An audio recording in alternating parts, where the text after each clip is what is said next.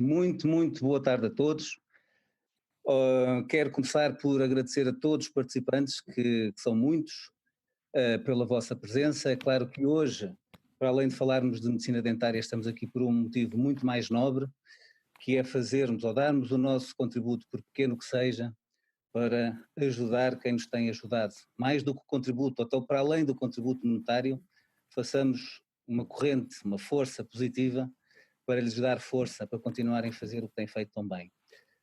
Por isso, obviamente, quero agradecer a quem teve esta ideia, que é fantástica, agradecer ao Carlos Falcão pelo convite, que tanto me honra, e, portanto, como já sabem, estas mesas redondas vamos tentar, ou a organização criou-as de forma a abranger o maior número possível de áreas de interesse, começando então agora com a medicina dentária. É muito importante, como foi falado na mesa redonda anterior, que quem está a participar coloque as questões. Não há questões básicas ou tolas, todas fazem sentido se as temos. Por isso estejam à vontade para colocar essas questões, partilhá-las, que depois, quando da discussão, hei de colocar aos meus colegas aqui da mesa, que aproveito para cumprimentar. Olá aos quatro, começando pelas senhoras Célia, a Paula, a Ana e o Ricardo. Olá a todos. Olá.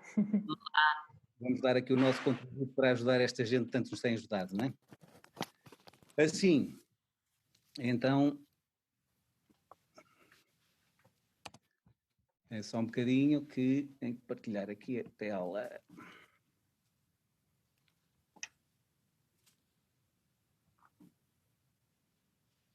Ups. Estão a ver a minha apresentação ou nem por isso? Ainda não. Nem por isso. E agora? Ainda não.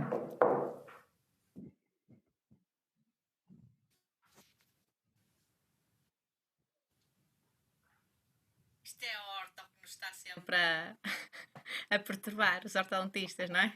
Velha guerra.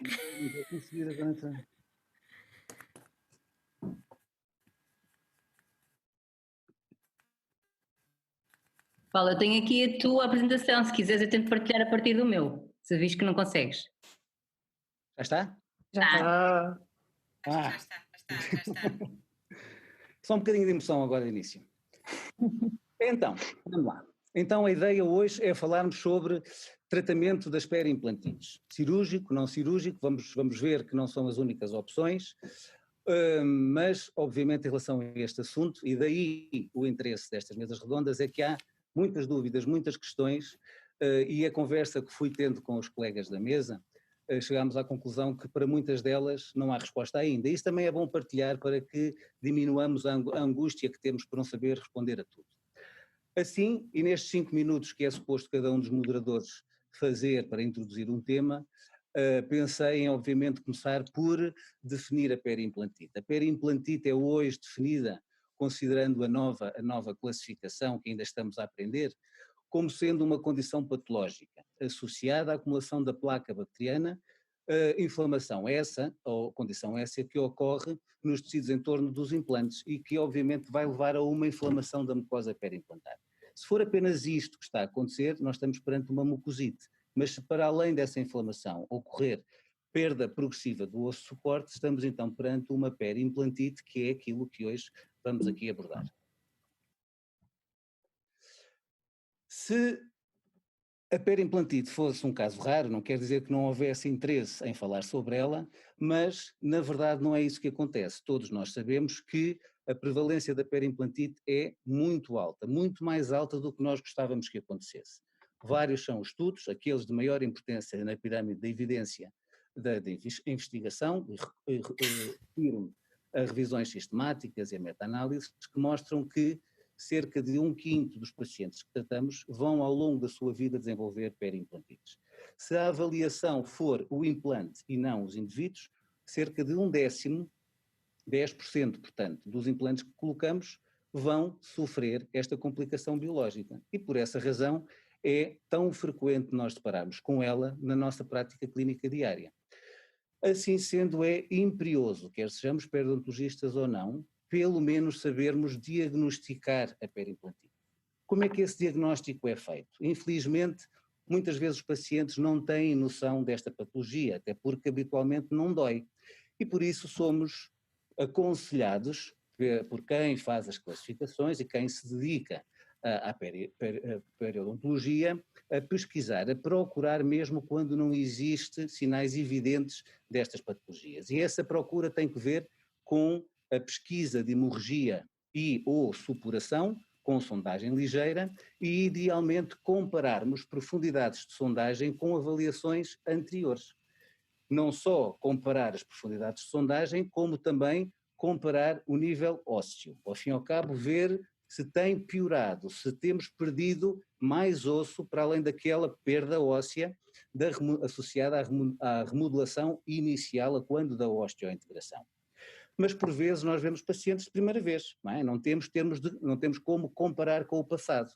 E isso não invalida, obviamente, que não procuremos a hemorragia, a sondagem, procuremos a supuração, mas aqui, e segundo a nova classificação, nós já vamos considerar periimplantite sempre que a profundidade de sondagem seja de 6 milímetros ou mais, ou se tivermos pelo menos 3 milímetros de perda óssea para, obviamente, apical do ombro do implante. E é nisto que vamos basear o nosso diagnóstico. Obviamente, clinicamente, isto são imagens que todos temos presentes. Ao fim e ao cabo, a sondagem, importa saber, e alguma das questões que devemos colocar no final é se temos mesmo obrigatoriamente que usar instrumentos específicos para os implantes, como as sondas plásticas, ou se podemos usar sondas metálicas, é uma pergunta que a muitos terão. Obviamente procurar a supuração, porque é sempre sinal de patologia ativa, e garantidamente também a perda óssea, avaliação radiográfica, portanto. Uma vez feito o diagnóstico, é claro que temos que ou tratar ou enviar para quem possa fazer esse tratamento. Que tratamentos é que nós temos para tentar controlar a periimplantite? Obviamente os não cirúrgicos e os cirúrgicos, e é esse o tema principal desta mesa redonda, sendo que os cirúrgicos podem ainda ser subdivididos em receptivos e regeneradores. Faz sentido pensarmos um bocadinho sobre quais é que são aqueles casos em que podemos tentar regenerar, quais é que são os casos em que pura e simplesmente controlar a inflamação e quais é que são os casos em que damos o implante por perdido e devemos extraí-lo, ou explantá-lo, melhor dizendo. No que respeita ao tratamento cirúrgico, é algo que somos nós pura e simplesmente a executar, é algo que os nossos pacientes também devem todos os dias fazer.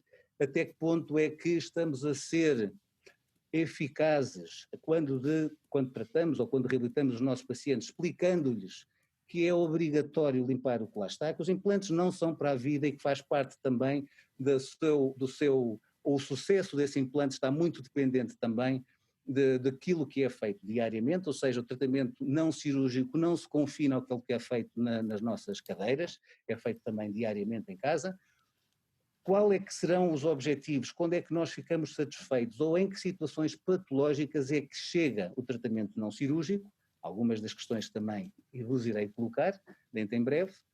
Depois falei nas outras hipóteses de tratamento cirúrgico, receptivo ou regenerador. No receptivo chega cortar, desperdiçar mucosa para reduzir a inflamação.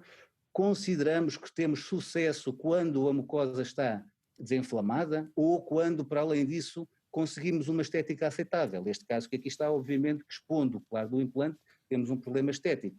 Vale a pena este tipo de tratamentos em todas as localizações da boca? Quais é que são os limites que temos para este tipo de abordagem?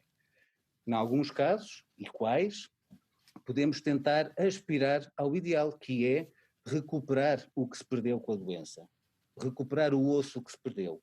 E aqui muitas questões podem ser colocadas. Como é que vamos descontaminar a superfície do implante?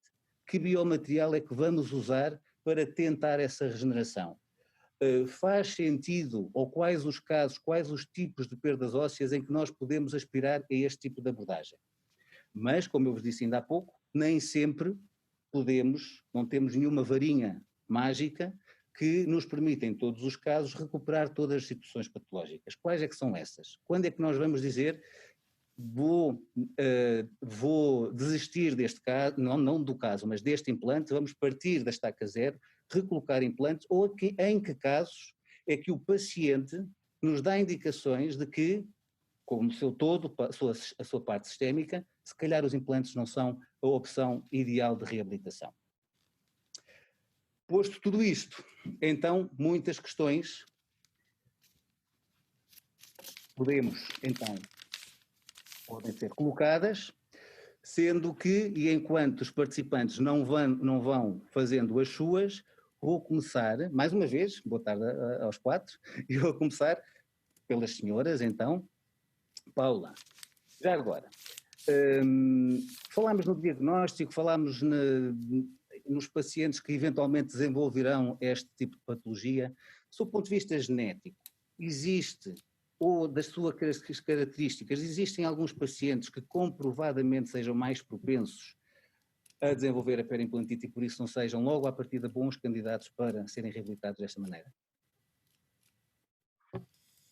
Sim, boa tarde a todos. Gostava, acho que não é demais, de agradecer e felicitar a comissão organizadora, ao Carlos, ao Mariano, ao Hélder e todos vocês também que estão conjunto connosco a tentarmos ajudar um pouco da nossa parte. Relativamente aos fatores de risco, de facto, a parte genética já tem vindo sido estudada, volta mais ou menos, desde o ano 2005 que se começou a abordar. E inicialmente foram falados alguns testes genéticos, baseados quase sempre os primeiros no perfil da interleucina 1, em que nós estudávamos 2 genes, e a literatura mais recente aponta ainda não há muito consenso. Durante algum tempo acreditava-se que esse teste poderia selecionar grupos entre pacientes candidatos e não candidatos.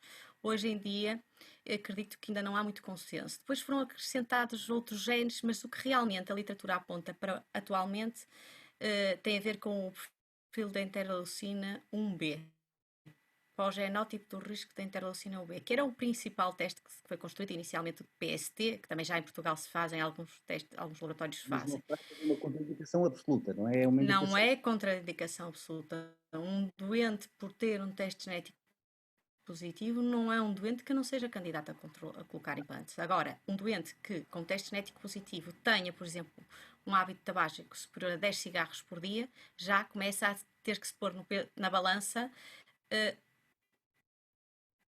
outros aspectos. Tem outros fatores de risco adicionais, é que pode ser contraindicação. Agora, a absoluta, eu, na minha opinião, acho que não é. Acho que também é importante sabermos que, relativamente aos testes genéticos, depende muito, os testes genéticos não podem ser utilizados para todos os doentes, para todas as populações. Tem a ver com a prevalência do pressuposto de base do teste genético, que é o polimorfismo. E aí a população portuguesa, dos estudos que existem, pode ser aplicado. Este teste genético que existe é válido, porque tem que haver uma prevalência superior a 30% de polimorfismo na população. E realmente na população portuguesa isso é viável. Noutras não pode ser aplicado. Paulo, permites-me só? Olá, boa tarde a todos também. Antes de mais, e podemos comentar, isso foi espetacular o final da apresentação da ortodontia, que terminámos a falar de ortopério e que nos puseram a questão de quando fazer enxertos antes, durante ou depois do tratamento ortodôntico. E, portanto, foi uma perfeita passagem para a periodontologia. Por outro lado, em relação a este assunto em particular, e antes de mais agradecer também ao Carlos Falcão, que foi quem me contactou, é um prazer enorme estar aqui e poder dar o meu contributo naquilo que são as perguntas que serão colocadas e naquilo que nós estamos aqui a conversar. Em relação à genética, eu acho que a genética, se não olharmos para o modelo multicausal da periimplantite, podemos enquadrar a genética como um aumento da suscetibilidade, eventualmente, não é? Quer dizer, os doentes que têm história de periodontite têm um aumento de suscetibilidade, principalmente os doentes que tinham a antiga periodontite agressiva. Portanto, embora o teste genético não seja hoje em dia, como a Paula estava a dizer, não seja hoje em dia consensual e realizado em todos os doentes, tal como acontece nos doentes com periodontite, poderá ter esse contributo, mas à luz do conhecimento atual, pelo menos que eu saiba, ainda não é consensual a sua utilização e os seus resultados para identificar indivíduos eventualmente mais suscetíveis à periimplantite. Agora, obviamente que a ideia principal é falarmos sobre tratamento, mas como tentei falar um pouco nesta introdução, não há tratamento sem antes haver um diagnóstico. E muitas vezes os colegas perguntam porque era uma ideia que era tida como 100% certa, inicialmente, quando surgiram os implantes e o início deste boom das complicações biológicas, que tínhamos obrigatoriamente que usar para diagnosticar, para sondar, materiais específicos, não os metálicos. E isso fazia com que muitos de nós, ou muitos desses colegas, não sondassem sequer para não causar dano. Lá está a ideia de mais vale não prejudicar do que tentando ajudar a fazer mal ainda. Célia, é verdade, é de facto um problema usar esse tipo de instrumentos, ou mais vale descartar essa hipótese e pesquisar, procurar o problema? Olá Paulo, olá a todos outra vez, cumprimentar o Carlos pela organização e todas as pessoas envolvidas e parabenizar e dar o meu contributo naquilo que eu posso. Olha Paulo, tanto quanto se sabe, a sondagem e o ato de sondar é um ato que no próprio implante se pretende que seja relativamente com pouca pressão, portanto com 25 newtons, e vai parar onde inicialmente a inflamação está e portanto não vai atuar diretamente, ela vai ser encostada à coroa e vai atuar sobretudo sobre o pilar ou sobre a coroa. Portanto, o dano que efetivamente uma sonda periodontal metálica possa causar à própria estrutura de titânio do implante é mínima. O que está descrito na literatura hoje em dia é que não há uma evidência, já é diferente para a cureta que faz o acesso direto a um tratamento, por exemplo, não cirúrgico da superfície do implante, em que vai ativamente trabalhar o implante. Agora, a sondagem, isso não está, obviamente, explicado de que é importante que seja de plástico. Parece-nos que não é importante que seja de plástico, parece-nos que é muito mais importante que efetivamente sondemos com pouca pressão e sondemos paralelo ao implante, obviamente encostado à coroa, mas será para guiar a sonda até à profundidade de sondagem, e que esse elemento diagnóstico, o que vamos tirar daí, a inflamação, a hemorragia, a supuração, a profundidade de sondagem aumentada, é muito mais validante e muito mais importante para qualquer clínica em geral e mesmo para quem acompanha pacientes com implantes que não são os periodontologistas, é muito mais importante que seja feito do que propriamente o dano que uma sonda periodontal metálica possa fazer durante esse decurso de instrumento clínico.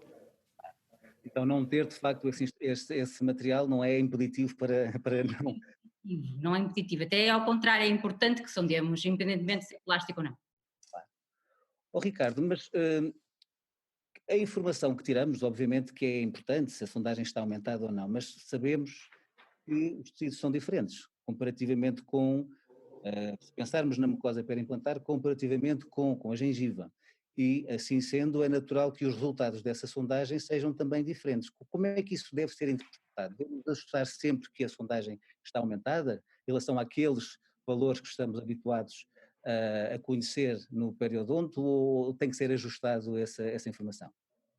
Boa tarde, Paulo. Em primeiro lugar, fazer minhas as palavras de todos os colegas, felicitar o Carlos, o Mariano e o Helder por esta organização, por esta ideia, e cumprimentar também os restantes colegas de painel. Eu, antes de tentar responder à tua pergunta, diria, é uma curiosidade, mas é engraçado, porque nós, se formos à PubMed e se colocarmos o termo periimplantite, a verdade é que fazem 30 anos em que o primeiro trabalho sobre periimplantites foi, de certa forma, publicado na literatura. Na altura, o professor Mariano Sands como primeiro autor, pelo Michael Newman e pelo Todd Fleming. Na verdade, esse trabalho ia um pouco na sequência daquilo que me vais perguntar, é o que, em termos histológicos, existe de diferente, eventualmente, à volta do implante e à volta do dente.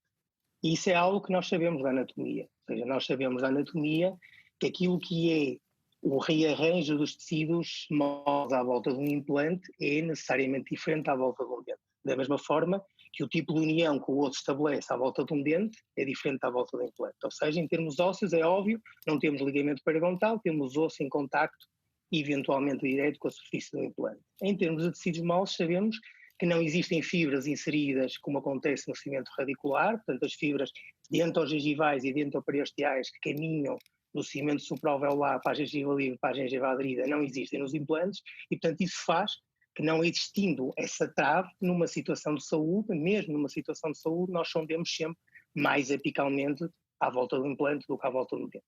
E é nessa sequência que a nova classificação é clara sobre isso, que nos diz que efetivamente é normal que a sondagem e que a dimensão dos distintos compartimentos à volta do implante seja diferente da volta do dente e, portanto, aquilo que nós à volta do dente chamávamos de espaço biológico, em que em termos histológicos falávamos de 1 milímetro para a inserção de tecido conjuntivo, 1 milímetro para a epitélio de união e 1 milímetro com sulco, nos implantes todos estes valores estão aumentados. E é também por isso que à volta do dente nós consideramos que há patologia periodontal quando a sondagem é superior a 3 milímetros e à volta do implante, como tu muito bem disseste, partindo da classificação da AP e da Federação Europeia de Periodontologia, baseado nos trabalhos de Stefan Rembert, claramente nós começamos a considerar a partir dos 6 milímetros.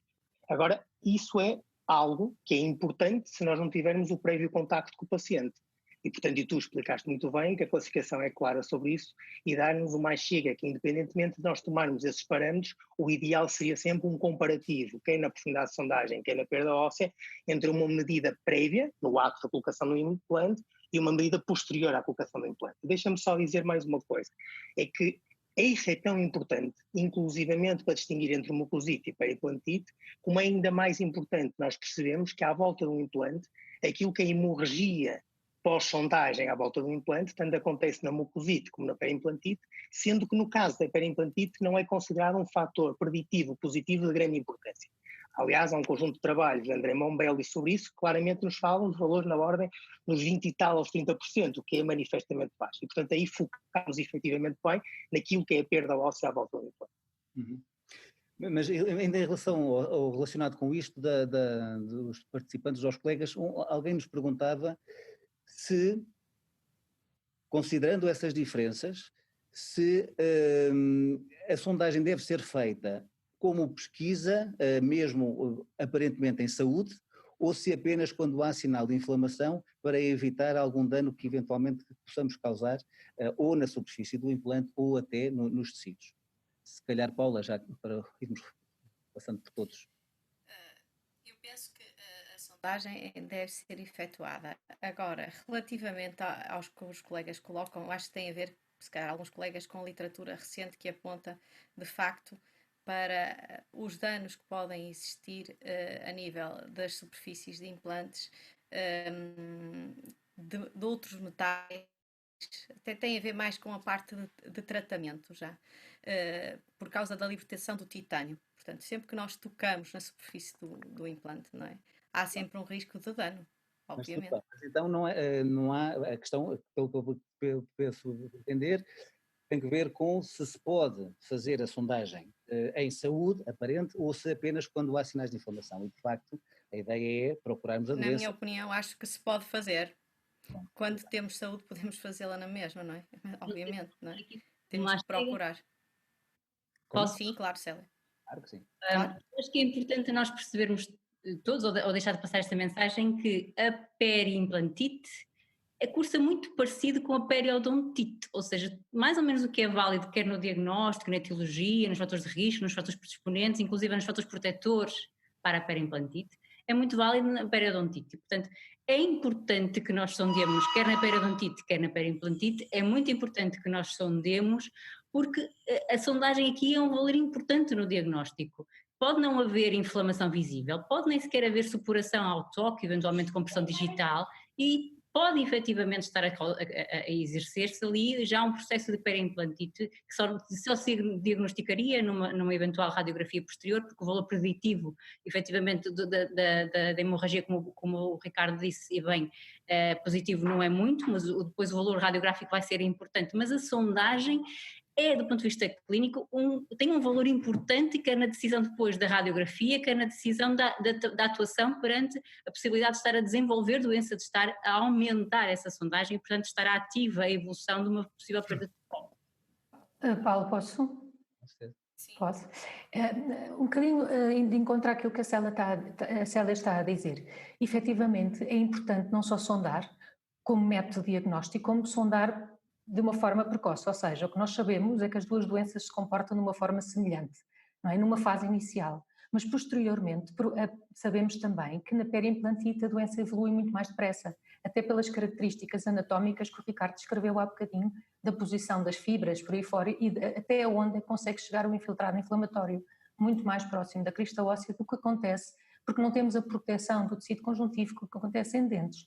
Portanto, é crucial o diagnóstico precoce, e daí a sondagem ser necessária para nos permitir efetivamente detectar um aumento dessa profundidade, mas sempre associada, era isso que eu também queria acrescentar, sempre associada a outros parâmetros. Portanto, a sondagem por si só pode não ser um parâmetro e por isso é que quando fazemos o diagnóstico temos vários parâmetros que nos permitem chegar a essa conclusão, associada também à hemorragia à sondagem e associada também a uma eventual supuração e, claro que sim, também aos dados radiográficos.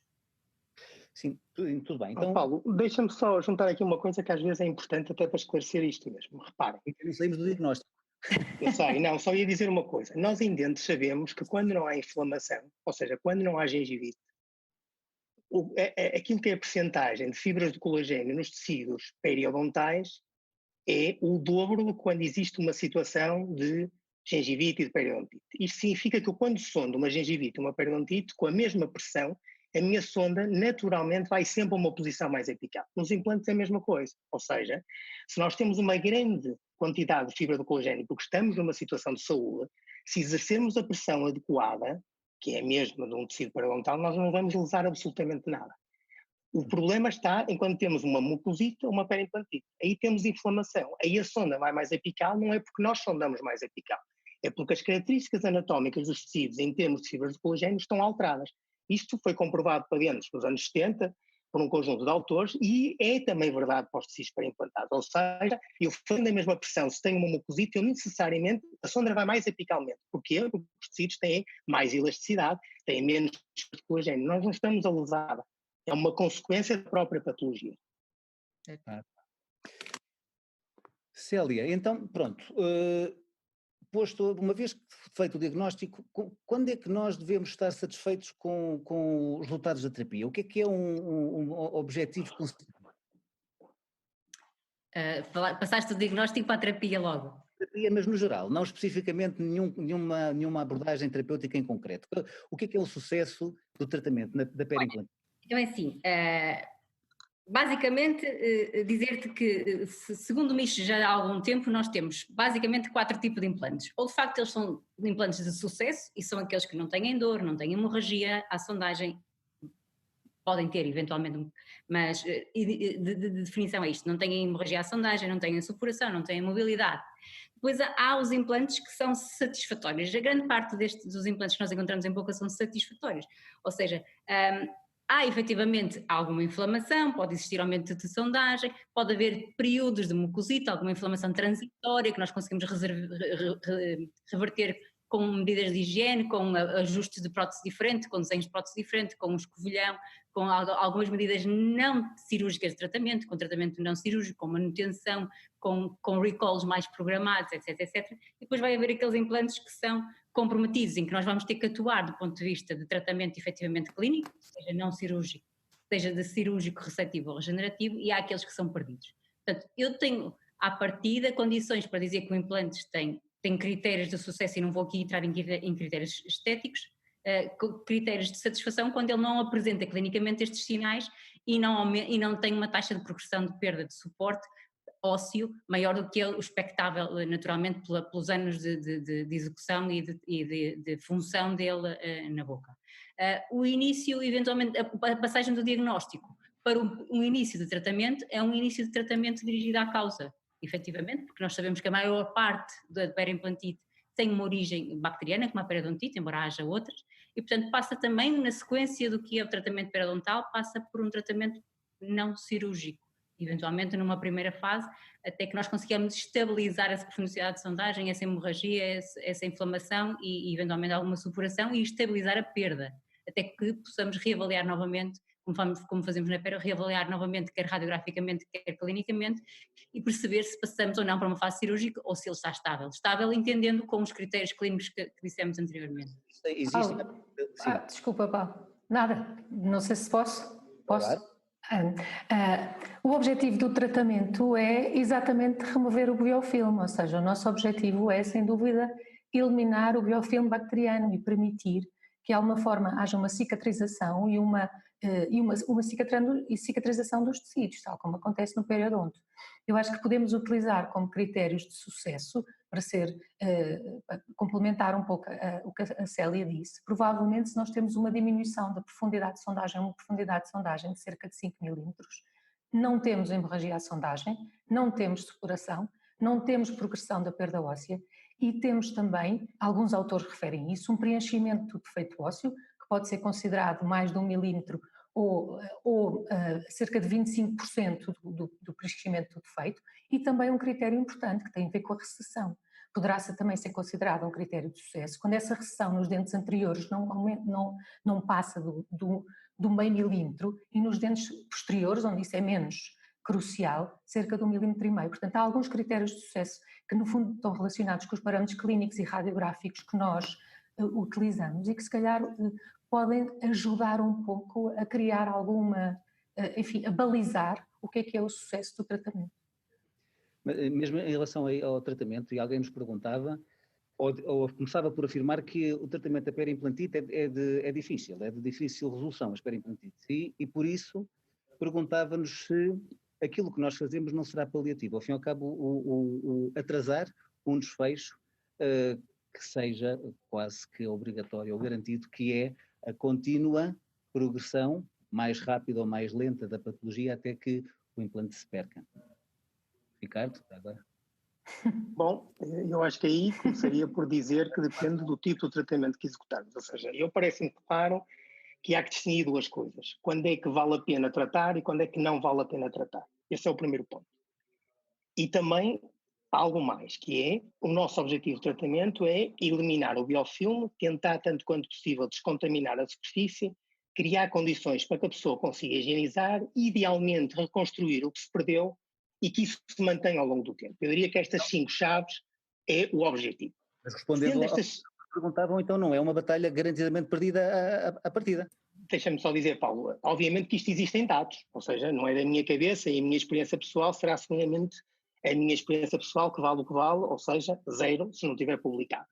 Portanto, se não houver o contraponto daquilo que os colegas possam dizer. E existem estudos sobre isto, ou seja, existem estudos que quando dizem que os implantes que têm menos de perda de 2/3 do que é o comprimento do implante e uma profundidade de sondagem superior a 7 milímetros, estes são aqueles que mais vale deitar fora, ou seja, são aqueles que estão perdidos à partida segundo critérios publicados há cerca de 5 anos por Frank Schwartz. A partir daí, todos os outros podem ser passíveis de ser tratados, dependendo, e falaremos depois, qual o tratamento que devemos realizar, e cada tratamento tem percentagens de sucesso perfeitamente publicadas na literatura e são claras relativamente a isso, e depois existem um conjunto de tratamentos que nos dizem que, uma vez feito algum tratamento, o que é que acontece passado 5, passado 10 anos.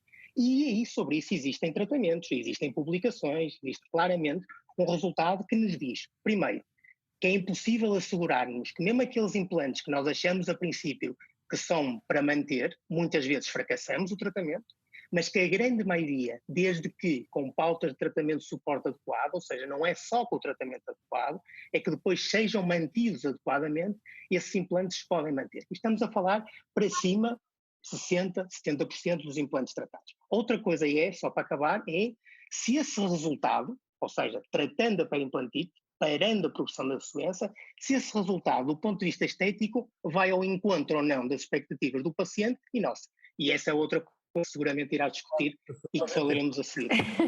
Eu ia dizer exatamente isso mesmo. Mas então, e já que temos que começar, já começando pelo início, pelo tratamento mais simples, que será o não cirúrgico, qual é que é a vossa ideia sobre os limites deste tratamento? Até onde, em termos de severidade da periimplantite, é que faz sentido recorrermos e acreditarmos nesta terapia? E depois, então, a segunda parte da questão é, faz sentido, e alguns colegas já foram perguntando isso, faz sentido acrescentar a esse tratamento não cirúrgico antibióticos ou irrigação com antimicrobianos? Ou seja, todos os complementos da terapia não cirúrgica, até que ponto é que faz sentido nós então pensarmos nessa abordagem e quando é que devemos descartar logo e pensar em algo mais à frente, mais invasivo? Susana? Paulo, desculpa, era para quem? Para ti, tu estás aí mesmo à vista. Não, ia só dizer que efetivamente faz sentido, de alguma maneira, o tratamento pré-cirúrgico ou o tratamento inicial não cirúrgico serve, na minha opinião, até torna os tecidos mais favoráveis para o tratamento cirúrgico. Portanto, efetivamente, a remoção inicial do biofilme, com a descontaminação mecânica da superfície, eventualmente com alguma descontaminação química, podemos discutir isso a seguir, prepara os tecidos até para depois uma abordagem cirúrgica. Portanto, superficialmente pode ter algum sentido fazermos essa abordagem que eu chamaria pré-cirúrgica, o tratamento pré-cirúrgico faz-me sentido. E depois pensar que a descontaminação mecânica, provavelmente a maioria dos autores, de acordo com a literatura, utilizam curetas de titânio, podem utilizar também os ultrassons, associar os ultrassons. Outra coisa importante que também se refere na literatura são as escovas de titânio, principalmente para as superfícies expostas, para as zonas de superfície expostas, e isso com alguns autores refletindo resultados positivos em relação de diminuição, ou percentagem de diminuição da profundidade de sondagem. Portanto, enfim, numa fase inicial faz sentido atuar, antes de pensarmos no tratamento cirúrgico, mesmo numa situação em que provavelmente vamos encaminhar o caso para a cirurgia, principalmente com esse objetivo. Uhum. Então, em relação, Paula, em relação ao antibiótico, ao antimicrobiano, faz sentido também pensarmos nisso, ou em que fase? Esperamos pela cirurgia, naqueles casos em que é muito provável que tenhamos que recorrer a ela, ou inicialmente com a abordagem não cirúrgica, que mais-valia que teremos com a utilização dos antibióticos? A literatura, o que aponta, e segundo o workshop o europeu, refere que dependendo de nós termos profundidade de sondagem superior a 5 milímetros e tenhamos perda óssea associada, que haja vantagem na administração de um antibiótico. Isto é o que aponta. Claro que a tentativa sempre será de evitar a cirurgia, só que há situações, eu penso que os meus colegas e o Ricardo e a Susana se calhar concordam comigo, é que nós não conseguimos com o antibiótico ultrapassar essa situação e teremos sempre que recorrer à cirurgia. Não sei o que é que eles pensam. Podemos tentar, mas por vezes há situações que não conseguimos ultrapassar sem a parte cirúrgica. Célia, mas é uma mais-valia? O antibiótico não resolve sozinho. Faz sentido recorrermos a ele? Mas é uma mais-valia? Faz, em algumas situações faz. Bem claro, então. Antes de partirmos para a cirurgia. Não sei o que é que o Ricardo pensa, mas sobre isso. O Ricardo falou ainda há pouco, vamos para a Célia. O que é que acho acha? que ele não ouve. Não, eu ouvi e falo assim. A Célia está primeiro, mas posso falar sobre o antibiótico. Não? Vá lá, Ricardo, como tu quiseres. A minha percepção e do que eu leio da literatura e do que também faço em termos clínicos é o seguinte, e mais uma vez reportando ao paralelismo com a periodontologia. O que está mais ou menos descrito é que se estivermos perante situações de periimplantite com supuração agressiva durante algum tempo e generalizada, ou seja, naqueles casos quase como se nós tivéssemos um paralelismo com a antiga periodontite agressiva ou de início precoce, que nós tínhamos uma situação muito descontrolada em que há supuração à cabeça, portanto que há supuração de entrada muito agressiva e com muitos implantes juntos, poderá fazer sentido numa fase de tratamento não cirúrgico juntar o antibiótico. Fora essas circunstâncias, não tem indicação para juntar antibiótico. Não tem indicação, volto a repetir, para juntar antibiótico. É diferente se tivermos a atuar numa fase cirúrgica regenerativa num paciente diabético, eventualmente com alguns fatores de risco associados, e que possamos juntar antibiótico nessa circunstância para limitar a infecção pós-operatória ou do pós-cirúrgico, que também pode ter indicação. Fora esses dois casos, a literatura não reporta e eu também não vejo vantagem, os colegas e o Ricardo pode juntar-se depois com a opinião dele.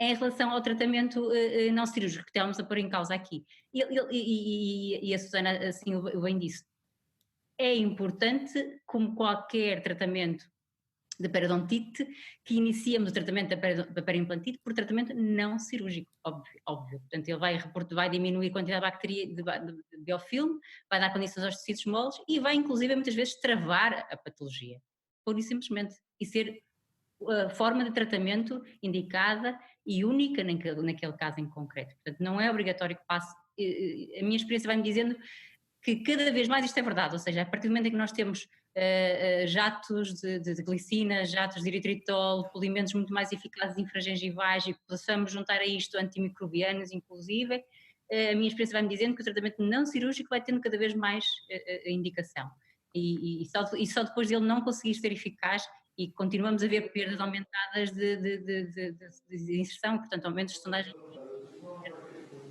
a aumentar é que lançaremos mão da parte. Paulo, Sim. bom, eu acho que, eu estou de acordo com quase tudo o que disseram. Eu acho que há que distinguir aqui três coisas diferentes. Uma coisa é um processo agudo, que foi o que a Célia falou, ou seja, temos uma supuração, temos um processo agudo, o antibiótico serve para controlar, quer seja não cirurgicamente, quer seja cirurgicamente um processo agudo. Outra coisa, quando nós pensamos no antibiótico na pele, nós pensamos como algo que nos ajuda a ter mais capacidade de controlar a agregação de biofilme bacteriano das bactérias e eventualmente mais agressivas em termos periodontais e nestes casos periimplantares. E aqui o uso antibiótico há de distinguir duas coisas. Uma coisa é no tratamento não cirúrgico, e no tratamento não cirúrgico, a verdade, assim rapidamente que me lembro, temos 6 revisões sistemáticas nos últimos anos, todas elas com resultados abaixo de 50%. Temos 3 estudos retrospectivos, todos eles com uso de antibióticos, quer a amoxicilina, quer metronidazol, todos eles abaixo de 50%, e temos um único estudo prospectivo, de Baker, também com resultados abaixo de 50%.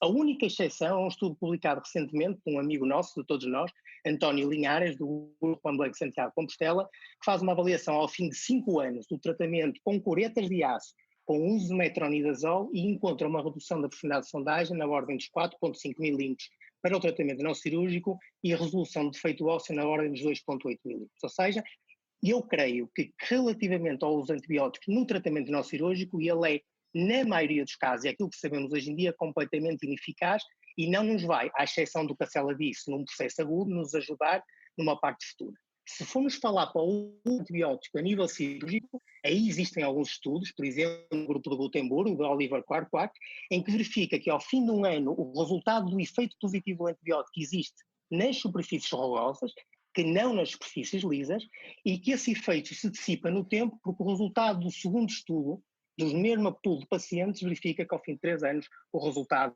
deixa de ser positivo. E, portanto, eu volto a questionar, e parece-me claramente que o uso do antibiótico no processo agudo, como a Célia diz, faz todo sentido. No tratamento, quer seja não cirúrgico, quer seja cirúrgico, tenho sérias dúvidas que isso implique a médio prazo e a longo prazo uma mais-valia no nosso tratamento. Paulo, posso acrescentar só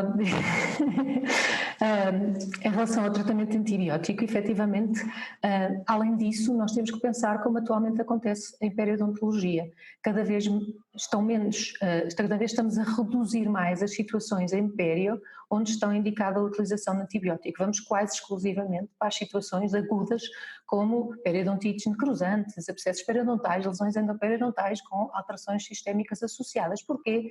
Porque uma das razões, e isso foi publicado há pouco tempo e foi apresentado agora no nosso congresso também pelo David Herrera, porque a razão é que o benefício adicional não é tanto e o aumento das resistências antimicrobianas é muito elevado.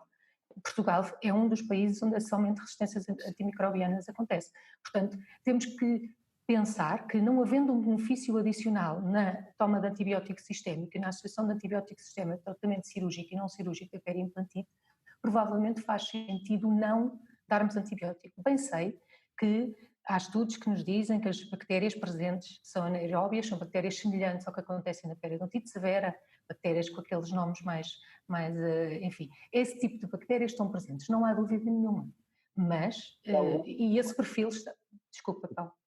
Eu ia só perguntar em relação aos antibióticos, porque alguém fez essa pergunta. Naqueles casos em que recorremos ou que achamos que está certo recorrer a antibiótico, qual? Amoxicilina e metronidazol. Exato.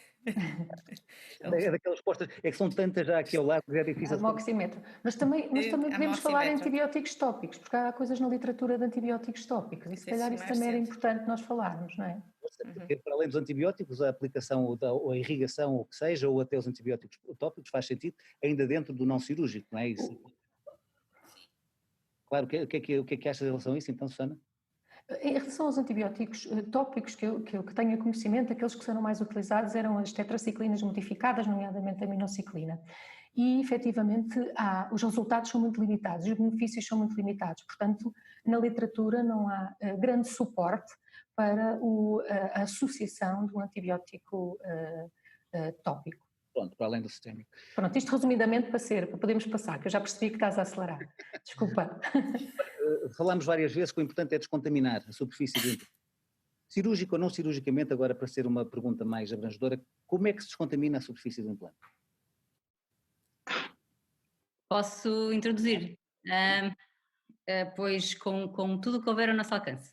Basicamente, não está descrito nenhuma vantagem muito significativa em relação a outras, há umas que conseguem mais pelo ponto de vista do biofilme, outras, mas de qualquer das maneiras ainda não há uma arma genérica que só com isso seja suficiente. Portanto, nós vamos adicionando basicamente técnicas e instrumentos e portanto vamos juntando, digamos aqui num pot-pourri, entre coretas, entre ultrassons, entre jato de eritritol ou de glicina, entre a ação depois de um ácido cítrico, de uma clorhexidina, de uma iodopovidona, de um peróxido de hidrogênio, inclusive de uma tetraciclina diluída em pó, etc. Portanto, há uma série de laser, inclusive, que tem ação descontaminante sobre a superfície do ponto de vista do biofilme, mas não há uma única terapia, nem um único método que seja totalmente eficaz. Portanto, vai de juntar o mais possível estes métodos todos, cada um por si tem mais vantagens e são todas as vantagens muito a curto espaço de tempo, nomeadamente o laser tem vantagem do ponto de vista do biofilme, é muito eficaz, mas os estudos reportam sempre a pouco tempo essa vantagem e portanto há aqui uma nítida associação de técnicas para um efeito superior. E para além disto, Paula, é importante a plastia do implante, remover as piras uma vez postas? Isso é uma pergunta um bocado controversa, é assim, do que eu vejo na literatura, inicialmente era uma técnica muito utilizada, tinha algumas consequências a nível estético em algumas situações, mas que foi utilizada durante muitos anos. Recentemente, pronto, e falando um bocadinho da minha área, que é a parte da genética, o que acontece é que a literatura aponta para que a implantoplastia promova muita libertação de íons de titânio e que esses íons de titânio possam provocar danos nas células epiteliais, nomeadamente no ADN, em 2 genes, e são em 2 genes que estão relacionados com o desenvolvimento de algumas lesões e que tem a ver com mesmo o dano da maquinaria celular. Nesse sentido, eu acho que a implantoplastia, isto é uma opinião muito, pronto, o estudo que existe é um estudo que conhecemos, são 2, e são 2 ainda in vitro, mas de facto, só o facto de poderem iniciar a ativação do gene do BRCA1 ou da chemokina são situações que eu acho que põem em risco. Por isso eu acho que a tendência cada vez mais é evitar tudo o que sejam situações que provoquem danos a nível dos íons, não é? E libertação de titânio. Isto é a minha opinião. Não sei, se realmente ainda é muito recente, não é? Mas eu teria algum receio e acho que a tendência será mais, mesmo que se utilizem os jatos, sei que são algumas teses a decorrer sobre isso, tem a ver com a grande e o tipo de jato que está utilizado, partícula, para ver a que ponto poderá ou não provocar dano. A implantoplastia, se efetuada a implantoplastia, eu acho que o principal objetivo é facilitar depois o controle de placa, não é? Otimizar de alguma maneira o controle de placa, otimizar a manutenção, as consultas de manutenção. E efetivamente há estudos publicados na literatura que nos dão, até se não estou em erro, os primeiros, os do Romeu, davam-nos taxas de 100% de sucesso a 3 anos, portanto são taxas elevadas e hoje em dia, combinando a implantoplastia com outras técnicas, nomeadamente regeneradoras na zona dos defeitos infraósseos, provavelmente nós conseguimos manter a zona infraóssea regenerada ou tentar reconstruir, quer dizer, o tratamento regenerador não é um tratamento de periimplantite propriamente, no fundo é o tratamento das sequelas da periimplantite, e depois na parte superior, aquela que fica exposta, se nós prepararmos um implante de uma maneira a que seja mais fácil o controle de placa pelo doente, talvez seja uma mais-valia. Talvez seja uma mais-valia. É muito difícil fazer essa implantoplastia. É muito difícil. Estamos sempre com a ideia que não sendo justificado. Estava com a esperança que vocês dissessem não vale a pena, porque não, diminui a frustração, porque é difícil fazê-la. Eu acho que deve ser avaliado caso a caso. É difícil e consoante também tecnicamente o tipo de implante, não é? Tipo, a macroestrutura de cada implante pode ou não facilitar ou dificultar, mas de facto os estudos vão no sentido de que a parte que vai ficar supragengival, digamos assim, pela técnica que nós implementamos, seja ela receptiva, seja pela recessão gengival, efetivamente, depois do tratamento cirúrgico, essa deverá, aparentemente, deixar-se o mais polida possível e fazendo essa osteoplastia poderá fazer sentido, a parte que vai ficar infraóssea e na tentativa de haver regeneração disso, essa não, essa será descontaminada pelas mistas técnicas que fomos falando até aqui, mas eventualmente as técnicas receptivas têm obviamente a vantagem de deixar o paciente sem bolsa, não é? Portanto deixar efetivamente sem oportunidade de sondagem esses implantes também, com todos os riscos estéticos inerentes, mas essas devem ser promovidas a remoção das espiras e o polimento da parte supragengival do implante, sim. Dás-me só licença, só porque eu tenho uma visão mais radical do que todas as outras. Eu acho que a única, e está comprovado, há um estudo in vitro publicado no International Journal of Periodontics and Restorative Dentistry este ano, in vitro, em que claramente nos diz que a única forma de biologicamente eliminar aquilo que está preso a um implante com uma periimplantite é fazer implantoplastia. A seguir vem o laser, vem os jatos e vem a escova de titânio. E tudo o resto que é químico, pouco ou nada faz em termos in vitro. Clinicamente, a Susana referiu o estudo Romeu, a Bianchini de 2019 com taxas de resolução da infecção para cima de 80%, e portanto para mim parece-me claro que tudo o que está para cima do defeito infraósseo devemos fazer implantoplastia, a única exceção é se for numa zona estética, e aí temos que pensar noutra opção.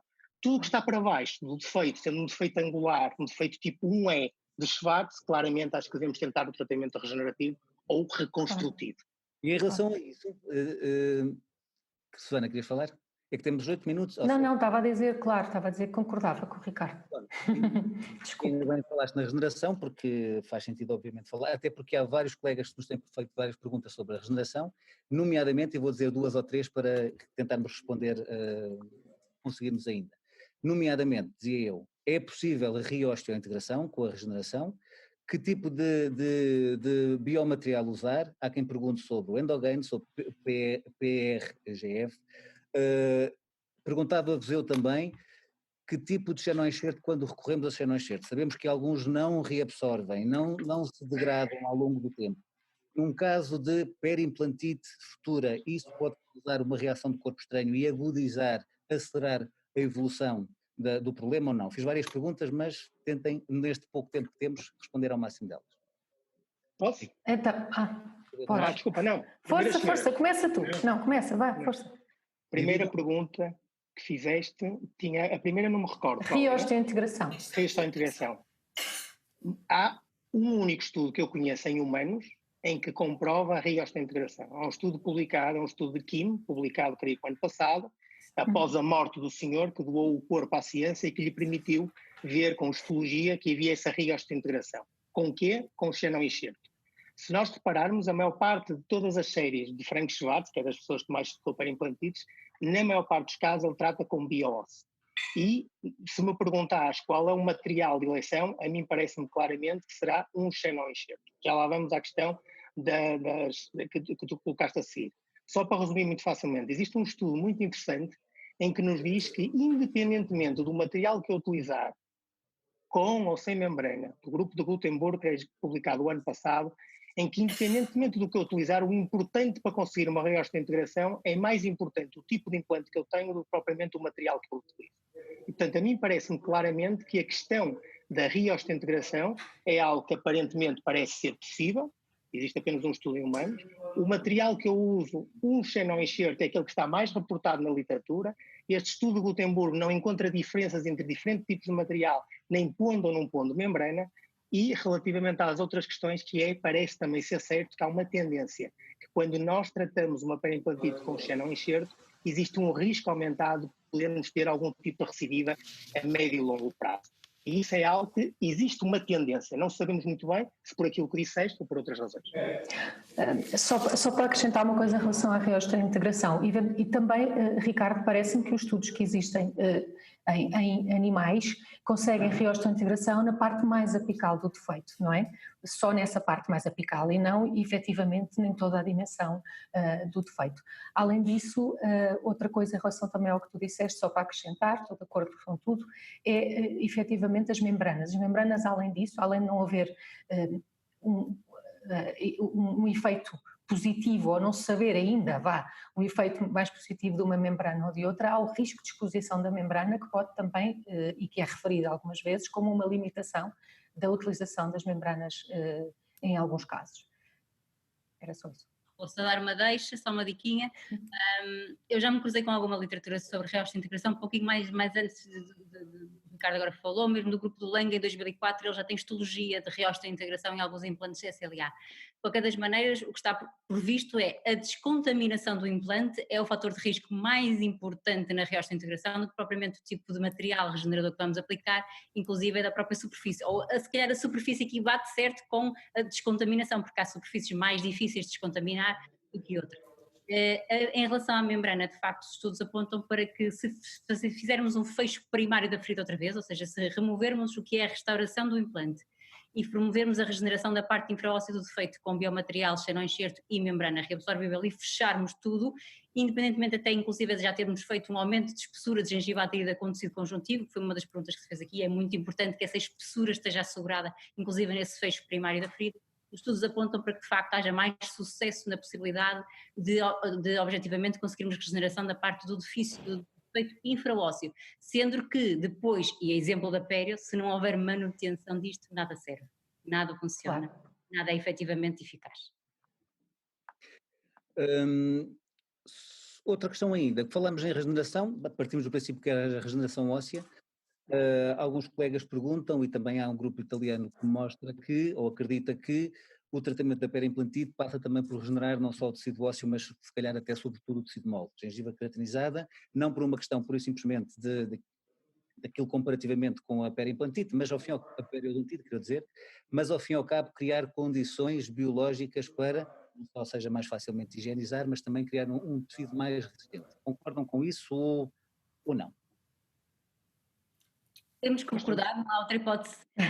Inclusive, toda a gente concorda. Do From de Nova Iorque, em que ele, aconselho de ver, é 2012, em que ele faz de facto a regeneração, faz um protocolo de desinfecção, faz um protocolo de regeneração com endogame, biomaterial e membrana de colagênio reabsorvível, ou em vez de membrana conjuntivo, precisamente nos casos que não têm gengiva keratinizada suficiente ou mucosa keratinizada suficiente à entrada na abordagem cirúrgica. Portanto, é de facto muito importante e apresenta resultados muito, muito, muito promissores radiográficos. Paulo, só uma coisa que eu acho que era importante esclarecer. Os tecidos moles não tratam as periimplantites. Os tecidos moles permitem que o risco de virmos a ter uma periimplantite ou uma complicação, seja ela biológica ou estética, está diminuído. Existem vários trabalhos neste sentido. Existe um publicado este ano por Alberto Monge, que muitos de nós o conhecemos, em que faz o tratamento receptivo da periimplantite, depois acrescenta um enxerto gengival livre com retalho de procedimento apical, avalia os casos ao fim de 12 meses, portanto estamos a falar ao fim do ano, e consegue uma taxa de resolução acima de 90%. Ou seja, manutenção do implante, como a Célia disse, de forma eficaz, e a vantagem adicional de ter maior qualidade e melhor qualidade de tecidos moles. Deixa eu só adicionar, é que não trata periimplantite, mas trata mucosite, e a mucosite é o primeiro passo muitas vezes para implantites, portanto, sim, atenção, muita atenção à mucosa. Obrigado a todos, são 5 horas, temos mesmo que acabar. Pena. Todos os colegas que colocaram questões e que não consegui pô-las ao debate, são muitas e peço desculpa por isso, não foi por serem obviamente descabidas, mas mais uma vez obrigado a todos, vamos continuar a luta e obrigado por terem estado. Obrigada. Obrigado, parabéns. Obrigada. Guardem-se, beijinhos. Igualmente, beijinho.